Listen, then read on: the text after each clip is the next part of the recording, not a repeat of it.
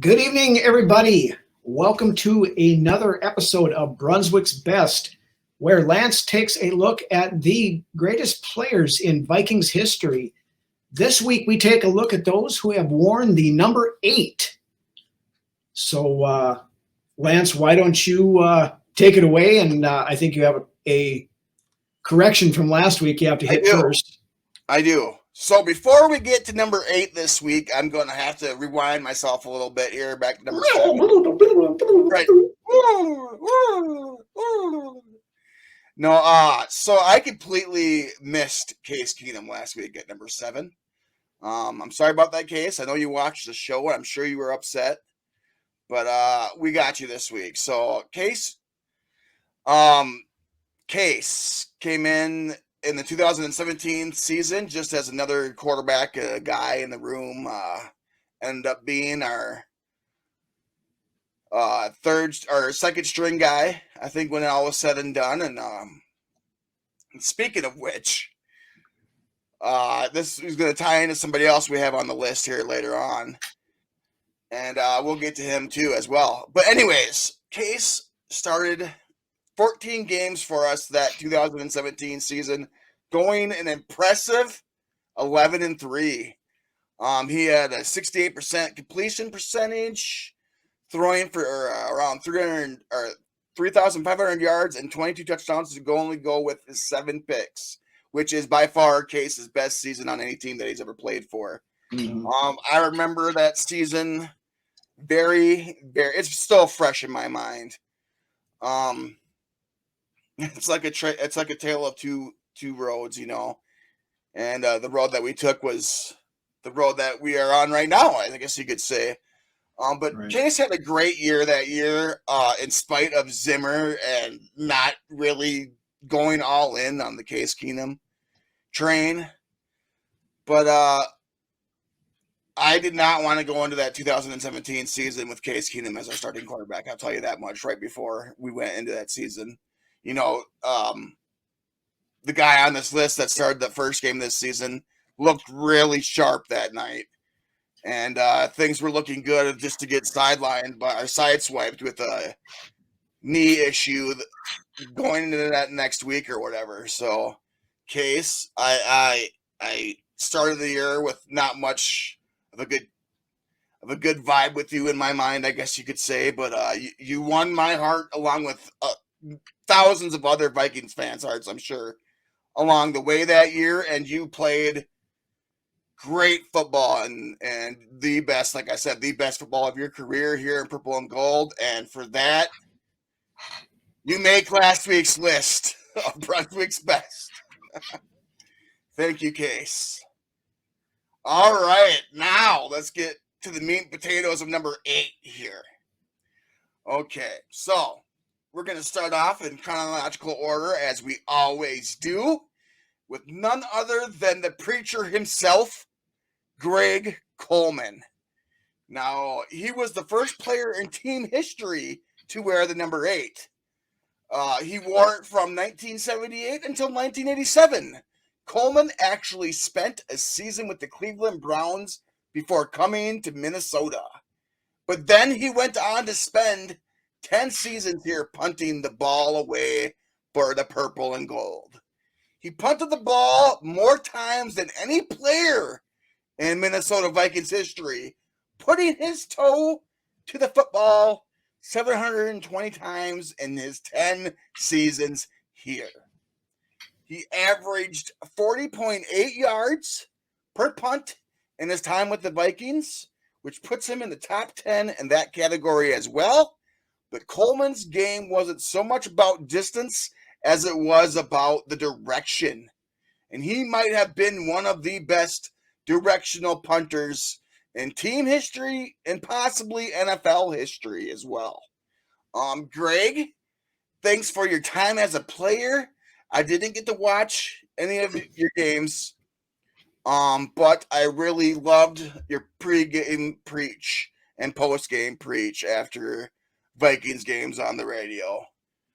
And that's probably my best memories of Coleman. And even in that aspect, he was great at that. Mm-hmm. And for all that and what you've done as a Viking and as a sports broadcaster for the team and all the work you did with K-Fan, you make the list of Brunswick's best this week. Moving along to another specialist. A specialist that came from the villainous Green Bay Packers. But you know what? He came here and he was done in Packerville. They wanted nothing to do with him, and we opened our arms up and said, hey, Ryan, the original Rhino Longwell, come over to Minnesota and kick some field goals for us. Because, you know, over here in Minnesota, we've been in field goal purgatory for as long as I can remember. But this guy stepped foot and took us out of field goal purgatory for quite some time, and that was enjoyable. Mm-hmm. Longwell joined the Vikings before the 2006 season and was a member of the Vikings for 6 seasons. After those 6 seasons, Longwell found himself as the third leading scorer in Minnesota history with 633 points. That's 37 points behind Chris Carter and 19 points ahead of Adrian Peterson. Longwell hit plenty of big kicks in his career with the team, including a humongous 50-yard banger against the New York Giants that won the NFC North for the Vikings in 2008.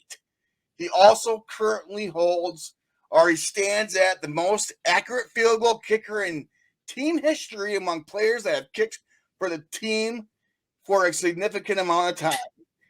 He connected on 84.5% of his field goals. Kai Forbath and Donald Igwebuike. Can't pronounce that. We'll go Donald I.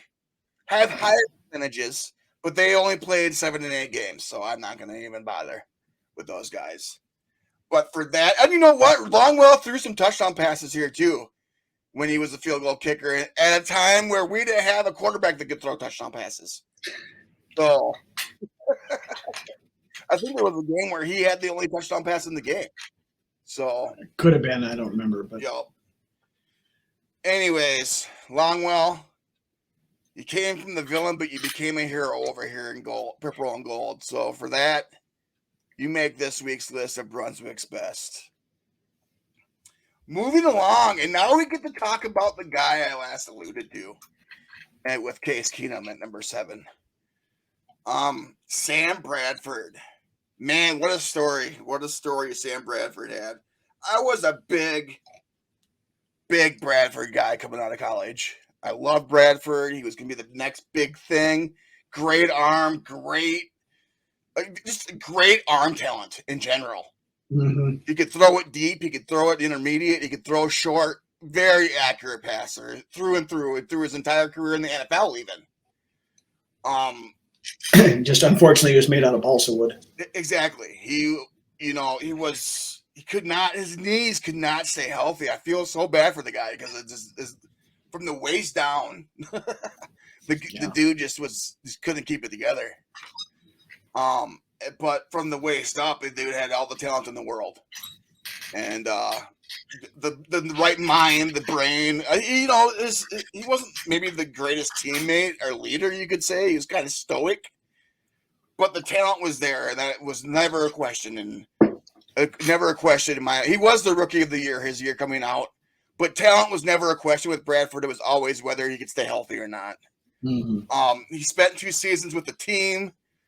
This kind of all ties in together with the last 2 guys I got to talk about. So Bradford came in, of course, after the horrific Teddy Bridgewater knee injury in the 2016 season. Went on to start off incredibly fast for a guy that had a week to learn the playbook. I think the first game he sat out, and Sean Hill came in and actually won us a game to start the season.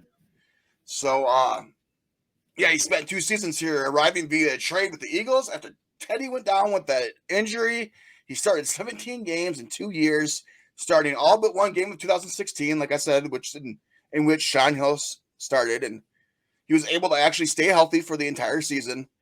And then went on to start 2 games in 2017, One of those being the opener, where he just honestly was probably one of the best games of his career. He was lights out in that game. He was completely lights out, and I was like, "Oh my god, dude! The NFL better watch out because this guy's going to win MVP because that's how good he looked against the Saints in the opener." Mm-hmm. And he was hitting like some professional NFL tight window throws there to Diggsy in that opener. But anyways, he ended up coming out with this injury that he had in his knee, go figure, after that first game that week. And Zimmer, you know how he is when it came to discussing injuries, never really let you know what was going on. He said he was week to week. Anyways, he ended up getting forced back into play, in my opinion, in spite of how Case was playing, because Case was playing above and beyond his norm. Anyways, Bradford came back in the game against the Bears, which ultimately Case ended up finishing, if memory serves me correctly. Zimmer force started Bradford in that game, and Bradford could barely move out there. Right. Embarrassing. He just, some of the easiest throws, he just wasn't even. Well, for a guy at Bradford and talent that he had, you knew that he had no business being out there. No, his knee was so bad he couldn't plant, and it got to a point late in the first half on that before Keenum came in that if Bradford saw a rush coming, he'd just drop to the ground because he. Yep. But you know what? In that 2016 season, like I said, he started hot. And I seen Bradford take some licks, which he wasn't really known for doing earlier on in his career. I mean, really standing tall and delivering the ball on a dime while taking a lick. I've always been a fan of Bradford's. It's unfortunate how his career went about the way it did. If he would have stayed healthy, I think he would have accomplished a lot of great things. But overall, in his time here, Bradford went 9-8 as a starter, but he did start fast that first year, going, I think, 7-0. Start out at least. Yeah, well, we went 7-0 because I think it was because of the Sean Hill game, but I think he won his first go on six. To lose, I think, every other game but one after that. Yeah, it was. But as a starter here, he completed 72% of his passes, passing for 4,300 yards and 17 games. Also throwing for 23 touchdowns against only 5 interceptions in that time. And for that, Bradford, we appreciate what you did in your time here, and it could have been a lot better, but that's just not what happened, and which was basically the tail of your career. So with that being said, we appreciate what you did here in your time, and for that, you make Brunswick's best this week. Moving along to our final guy. You have any idea who this could be? I don't know. No idea. Okay. Well, let me tickle your brain here with this one. This is Kirk Cousins. Kirk Cousins. Oh, that's right. He wears the number 8, doesn't he? He does. He wears number 8. Yep. And if you didn't remember, Kirk actually arrived here after the whole Teddy Bridgewater, Bradford, Case Keenum fiasco in 2018. Spielman went all in on Kirk, allowing Case Keenum to walk to Denver. Not literally. He actually probably flew there or took a car. Yeah, it's a long walk, so I'm guessing he got some other mode of transportation. I think with every other Vikings fan out there, I remember the Gallahorn too. We were all psyched about this. We were all like, we can't wait to see what Kirk can do for this team. Most of us were anyways. And then year one happened, and we kind of started to believe some of the things that had gone around in Washington as far as they said as what kind of quarterback he is. For me in particular, I didn't really care for Kirk until this last year. It took me that long to really embrace Kirk as a quarterback of this team. And you know what? The most unfortunate thing is that now he's going to be 36 years old. And it's not a young man's game. Or this isn't an old man's game. Right. Granted, Kirk has been able to stay healthy for an extended period of time. He's an Iron Man, that's for sure. But and he takes care of his body. A lot of people don't realize that, but when he had that shirt off last year and the chains hanging down, the dude's ripped. Yeah. And he knows he takes good care of his body, and I'm guarantee he's conscientious of it. And that's why he's able to stay healthy like he has, and a big part of it. Maybe he'll play until 40. I don't know, but so he arrived here after the Teddy Case, Bradford fiasco. Spielman went all in on him. In his 5 years with the team, Kirk has gone 46-33 and one tie. I think that was against the Packers? I believe against the Packers in that first season. Yep. He's completed 68% of his passes, throwing for just under 21,000 yards in 5 years, which is insane. But that's Kirk. That's Kirk, man. He knows how to let it rip. He's got 100. This is a surprising stat to me too. After looking at the overall picture as well, 153 touchdown passes to only 50 picks, which is really respectable as well. He has made the Pro Bowl 3 out of the 5 years he has been here. He has been sacked.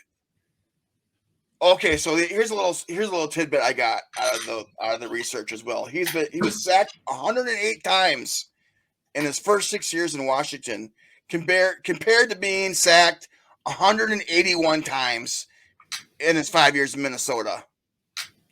And that's a lot of Kirk. I'm a Kirk dude now. I'll ride with Kirk as long as he's got the quarterback at the title of his name on my team.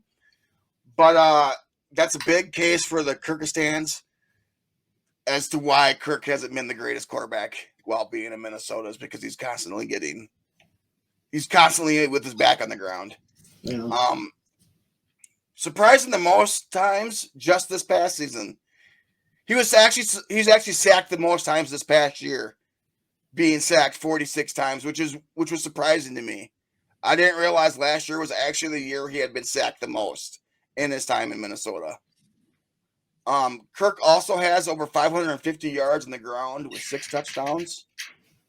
His long of 29 yards coming on just this past season when he Mahomes'd it that game. It was beautiful. A good run. Yeah, I liked. Oh, okay, yeah, 8. He had 8 game-winning drives last year, along with 8 fourth-quarter comebacks last year, which were top marks in his category in his career for that season. For his overall career. Excuse me, I'm starting to trip over my own words here. So Kirk had a great year last year, despite the stats. In my opinion, it was probably his best season here in Minnesota. And that's crazy because it wasn't his best season statistically for Kirk. But that's where you've seen more of the stuff with the leadership, making plays that he wouldn't have made in the past, that he decided to let it go and let it rip. And seeing the team embrace him this past season and really accept him, it went a long ways too. I believe in his psyche as well. It just feeling like he was the man. So I would love for Kirk to win us the Super Bowl this year. I hope that he does, and I believe that's a possibility. But he has definitely earned his way onto Brunswick's best with the work that he has put in here. Whether or not I liked most of it or not, he's deservedly on this list. Yeah. So, Kirk, for all the work and all the great things that you've done here, you are on Brunswick's best this week. Also, a small, minute honorable mention to Todd Bauman, only because he played in the same conference I played in high school. And that was for the RTR Russell Tyler Ruth Knights, which is a team that we played twice a year. So he spent 2 years in Minnesota as a backup, throwing 18 touchdowns against 4 interceptions. A couple of those touchdowns I remember going to Michael Bennett on screen passes that were just huge plays. Michael Bennett, a name that you haven't heard in a while. If memory serves me correctly, I believe he's in jail right now, which is, I guess it's what it is. But he did start 3 games here, Todd Bauman, and he went 1-2 in those games.